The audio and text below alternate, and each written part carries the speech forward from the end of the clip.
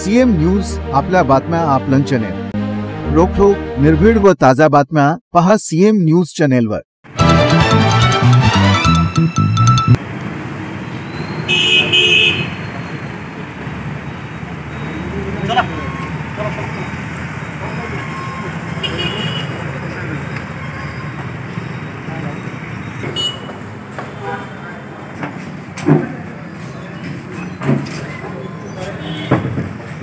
उपजिल्हा संघटक समन्वयक असे सर्वच पदाधिकाऱ्यांची उद्या आपल्याला भेटायला यायचं कारण म्हणजे सार्वजनिक बांधकाम विभागाच्या अंतर्गत अजून सुद्धा डांबरीकरणाची कामं चालू आहेत।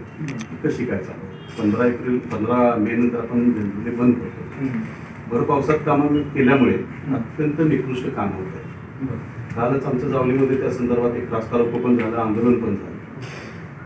एकयू दुंद आणि दुंदमुरा या परिसरामध्ये अत्यंत खराब काम केलं रस्त्याचं, हाताने डांबर निघते सगळं। त्याचे व्हिडिओ फोटोग्राफ सगळे आहेत आमच्याकडे।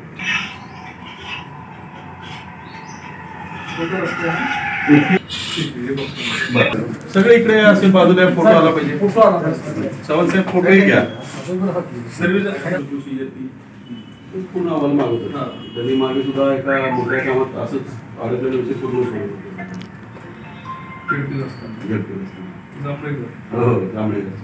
आंदोलन केलं होतं। प्रत्यक्ष साहेबांनी साईडवर जाऊन सगळ्या गोष्टी बघितल्या, त्यामुळे हेही काम तसंच पद्धतीने चेक होईल सगळं। ही खडी साहेब असू शकते का?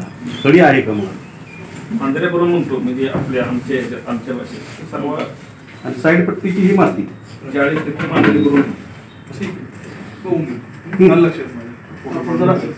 फोटो काढा।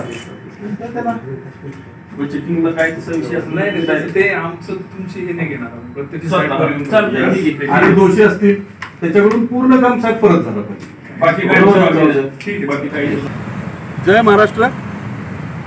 मी सचिन मोहिते, शिवसेना जिल्हा प्रमुख सातारा जिल्हा, उद्धव बाळासाहेब ठाकरे पक्ष। आज या ठिकाणी सार्वजनिक बांधकाम विभागाच्या कार्यकारी अभियंता यांना भेटायला जावलीचे तालुका प्रमुख संतोषजी चव्हाण, त्यांचे सहकारी, त्याचबरोबर सातारा तालुका प्रमुख सागर रायते, सुनील पवार, सातारा शहर प्रमुख आमचे भनगेसाहेब असतील, त्याच्यानंतर शिवराज टोनपे, जिल्हा उपजिल्हा संघटक रुपेशजी आणि सर्वच पदाधिकारी, आता सर्वांचीच काही नावं घेत नाही, उपजिल्हा प्रमुख सागर रायते पण आहेत, हरिभाऊ पवार आहेत। आम्ही आत्ता साहेबांना एक निवेदन दिलेलं आहे। त्या निवेदनानुसार विषय अत्यंत गंभीर आहे। जावली तालुक्यातील एकयू दुंद आणि दुंदमुरा या परिसरामध्ये एक अत्यंत मोठ्या रस्त्याचं काम चालू आहे। 70 लाख रुपये किमतीचा हा रस्ता तयार करताना ठेकेदारानं अत्यंत निकृष्ट असं काम या रस्त्याचं केलेलं आहे। भर पावसात या रस्त्याचं काम केलेलं आहे।